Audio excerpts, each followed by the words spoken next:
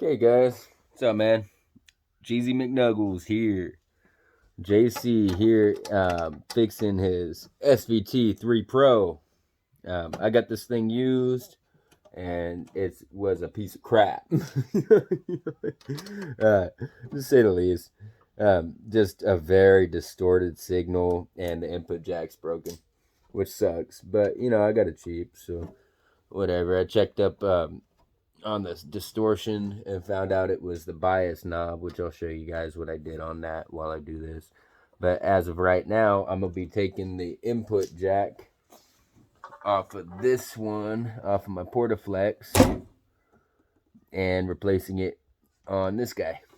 So first I'm going to get the broken one off this board, and then I'll take the good one off of that board, and I'll hook them in the same spot. Hopefully they got the same pattern. They should, because I haven't taken the motherboard off of this one yet, but or even the casing off the other one yet. So, but when I purchased the new plug, which hasn't gotten here yet, I just had the idea of swapping them right now, so I'm gonna do it.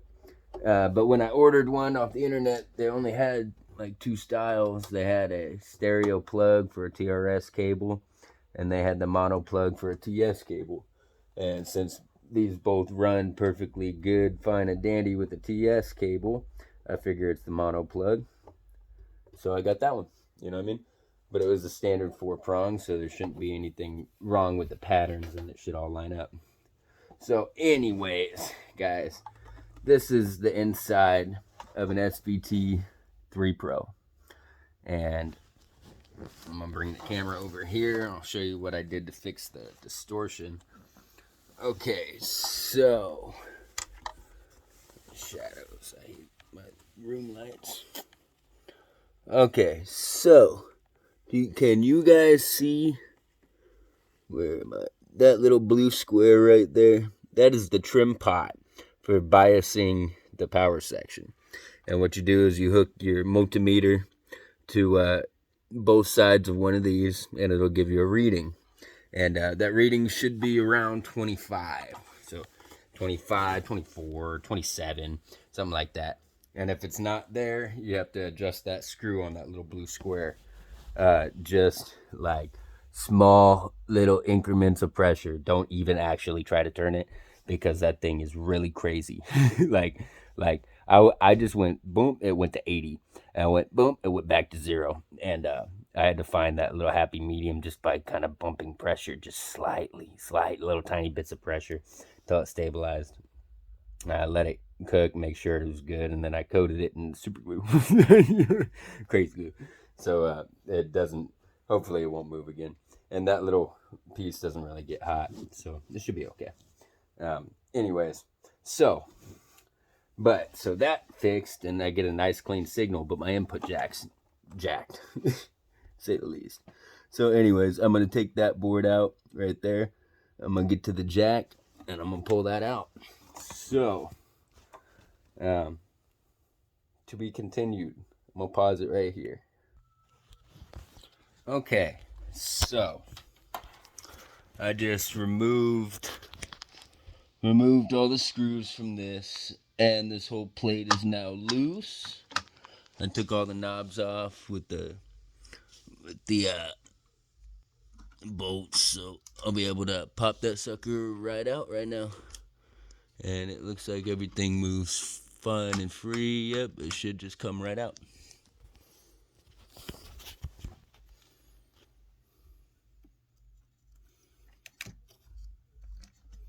Nice and carefully remove this guy.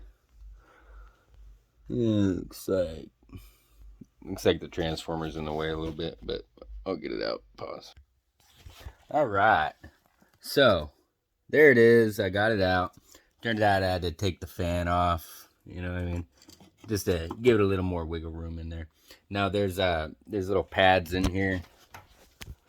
Those are the screw ports, so it'll sit right back on these little guys.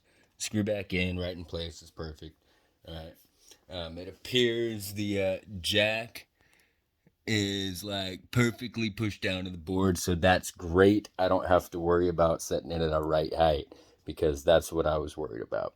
I've never done this before, but I'm going to do it because, you know, solder, dude.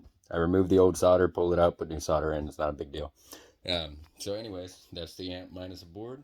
And I'm going to get going. Pause and continue. All right. So I got my my desoldering braid. It's a wick. And all I do is I stick that near the hole and get it hot.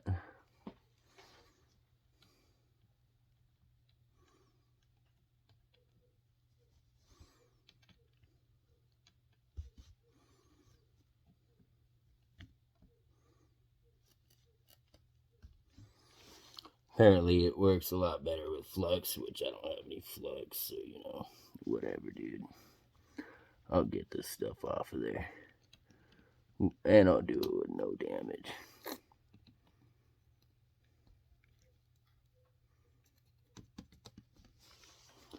Alright, so that's beautiful. Not a whole lot of solder on this thing, which, you know, is good and bad. Makes for a clean job, but it makes for a weak job if you're not using leaded solder. You don't have a whole lot of it. Makes for a pretty weak job.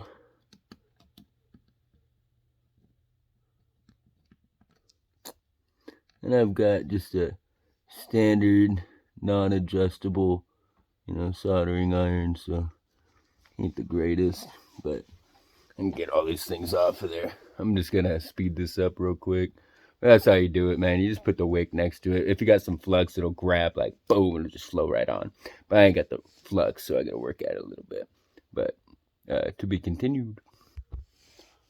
All right, and that broken one is now out. Yeah, took a little bit, but you know, it ain't bad. Ain't bad at all. It's a lot easier if you got some flux. But you know, there was no cold joint, so no problems. Looking at the board, man, there's no burns, or I don't really see any broken things. So this amp's pretty solid, dude. And the solder joints are all nice and clean. It ain't bad. This board looks great. Not bad at all.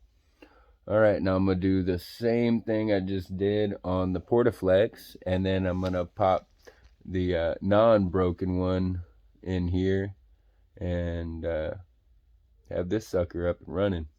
So, to be continued.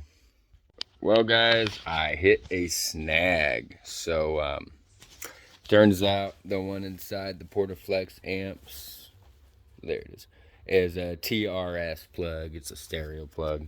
So that sucks. I really thought I could just drop that right in while I'm waiting for my other one to come in. But I guess not. So, but, you know, now that I got this guy out, maybe I can fix it a little more better than I did. Fine. Yeah. And try a little harder to bend that plug in place. Alright. See, I would just take that one out, break a couple feet, and stick it in. But I can't replace it. So instead, I got this guy to work with. It's just, this back plug's just not getting a good connection. I gotta try to bend that sucker in place or something. So I can do that. Ain't no biggie. And then just, you know, pop it back in the holes. Just like this. Go right back in there. Hold it tight and solder that sucker back down. So, but, you know, the one on order is this guy. So, well, that sucks. But still got my backup. So, alright. Late.